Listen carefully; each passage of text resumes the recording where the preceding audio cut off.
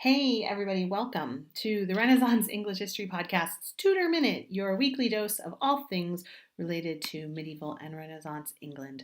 So, today I was going to paint my nails while I talk to you, and it occurred to me to talk to you about cosmetics because I'm like really such a girly girl. It's kind of embarrassing when it comes to makeup how girly I am.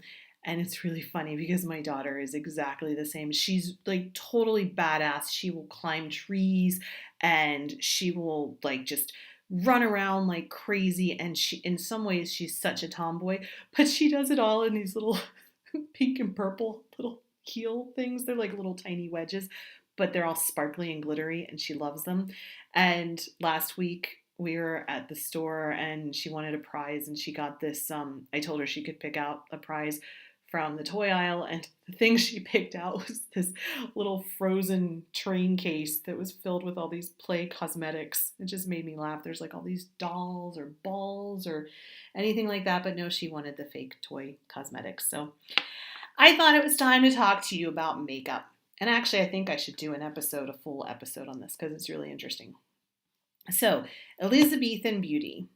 The biggest thing, like if you imagine the images that you see of Elizabeth in movies, there's always that white skin, right? And that was the real the pinnacle of beauty, was having this really white skin. And the first record of it was in 1519, the first skin whitener. And within 30, 40 years, it was what all of the nobility were doing. All the fashionable ladies had skin whitener. So let me tell you what was in this skin whitener. It actually generally was lead. So that's what some people actually think killed Elizabeth, was lead poisoning from this makeup. I'm not painting my nails. Um, and there were also other ways. People did recognize at the time that putting lead on your skin wasn't very good. Some people said it made your skin gray and shriveled. And so then the other thing people would do is use alum and tin ash, sulfur, and boiled egg white and talc. You would also put egg white on your face, raw egg white, to have like a glaze, like, a dewy look. It really makes me laugh.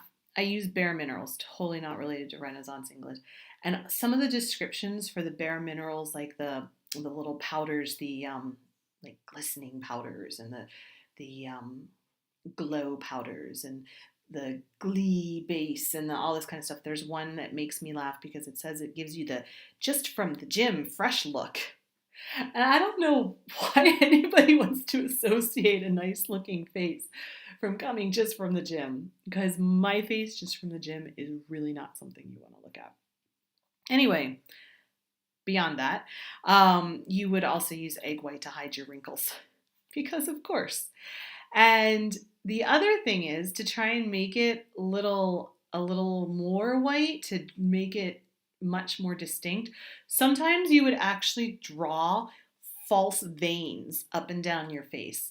And so you would use different reds, and you would use it mostly on your cheeks and on your lips. You would use cochineal, which was just being brought back then by the Portuguese and the Spanish from the New World. You'd use madder and other sorts of dyes, and that was what you would use on your cheeks and on your lips to give you this rosy glow, and also paint in some false veins to make it really distinct that you had a really white face and these rosy cheeks. It really kind of makes me think you'd look like a clown, but I don't know. Yeah.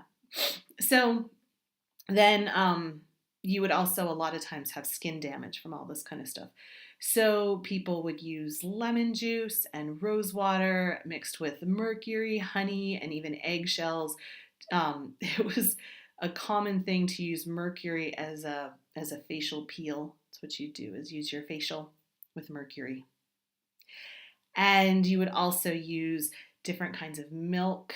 So donkey milk was something that the nobility liked, and you would take baths in that. And all of this is for the nobility, right? Like the peasant women and the average woman, she wasn't going to do this because she wasn't gonna have the time. She was too busy working and whatever. But yeah, that was what she would do if you were noble. And I actually think that probably the peasant women had better skin because they weren't putting all of this lead on it. But then the other thing is that you were also meant to have, well, the most popular hair color was blonde or kind of reddish gold, like Elizabeth's hair would have been. And so people would either bleach their hair, you would use a urine substance to bleach your hair, and there were also wigs that you could buy that would have the kind of color that you would want. And some women actually let themselves go bald and they wore wigs rather than having to kind of deal with their own hair. And yeah, so that was kind of what the ideal face would look like. And I'm really quite glad that I am not having to deal with that because that's just a lot of work. It doesn't seem very good. So I'm going to get back to painting my nails. And if you want to learn more about the Renaissance English History podcast, you can go to http://www.englandcast.com and or you can go facebook.com/englandcast. And my bangs are really bugging me right now. I'm so obsessed with my bangs when I do these videos. Also, in case you're wondering, this is like a little insight into podcasting life.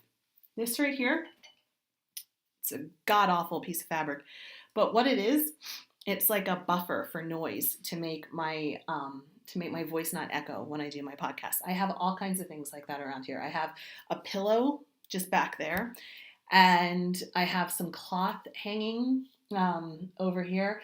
And so all of this kind of stuff is to absorb the sound so you don't get echoes on my podcast. So that's what that is, in case you were curious. All right. Hey, I'm going to talk to you next week. And thanks so much for listening and for watching. Talk to you soon. Bye-bye.